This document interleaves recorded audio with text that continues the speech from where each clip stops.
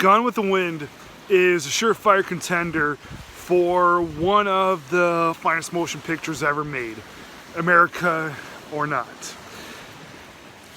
While it is touted as, it's not touted as be like the number one, but it's always pretty high up there.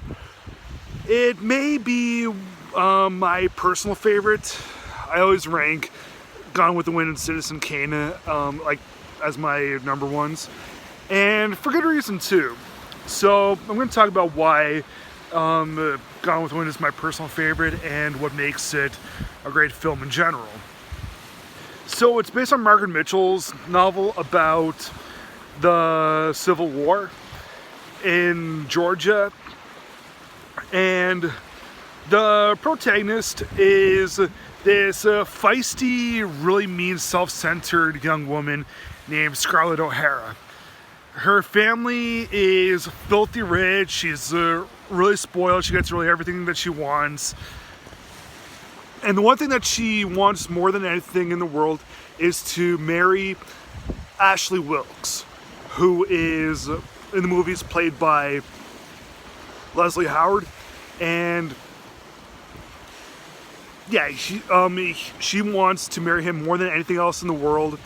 And of course, he's already set to marry his first cousin, who's played by Olivia de Havilland, and her name in the movie is Melanie.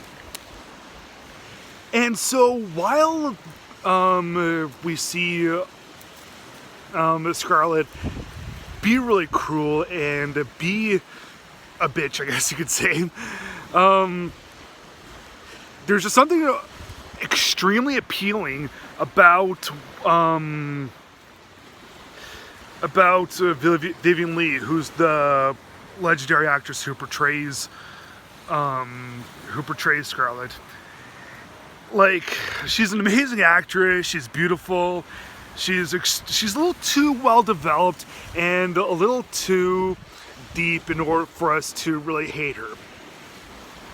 Okay, maybe we do hate her, but she's one of those people that, we kind of love to hate because she's just so... She's fun, like the movie's fun, and we really get great entertainment out of her kind of misadventures, I guess you could say. So, she goes through a series of husbands during the war, and she, of course, wants to really be with Ashley Wilkes. And the one dude that basically stands in the way of everything is this overly handsome, suave dude named Rhett Butler, who is played by Clark Gable. He is filthy rich, and of course not always honestly, and he really wants to marry Scarlett by any means necessary. But the only thing that basically, really his only kryptonite, I guess you could say kryptonite, is the fact that he knows that Scarlett is head over heels for Ashley, and that's really the only thing that kind of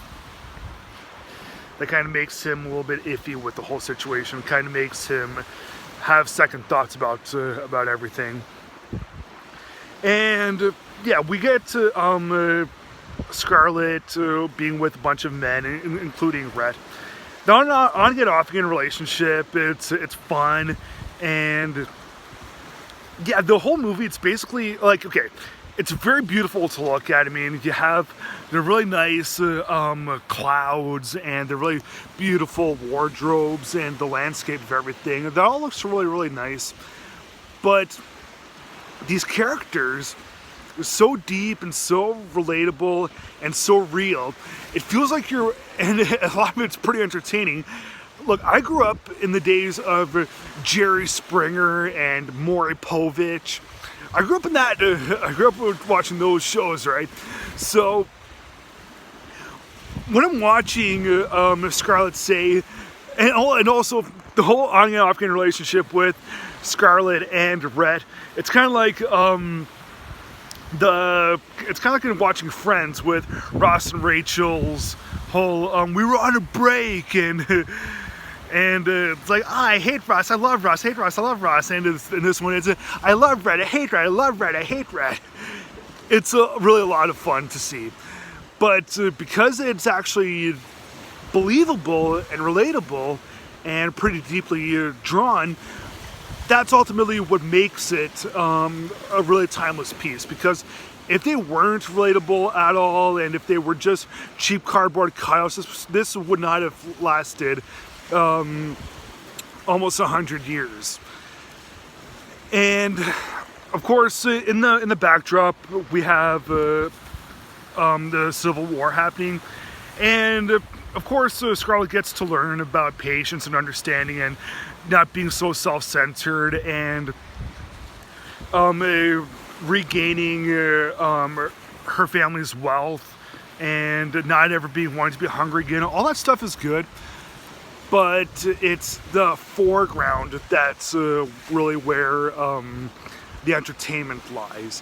And you know, that's the whole Jerry Springer, Maury Povich stuff. That's really the best way that I would describe it to the nowadays audience, the nowadays people that are seeing this, because you just have to watch it and agree with me that that's a really good way of putting it. Yeah, even if I never saw Jerry Springer, Maury Povich, I would still really enjoy Gone with the Wind immensely, and probably still call it a personal favorite of mine. So, yep, personal favorite of mine. I'm gonna have to give it my perfect score of 4 stars.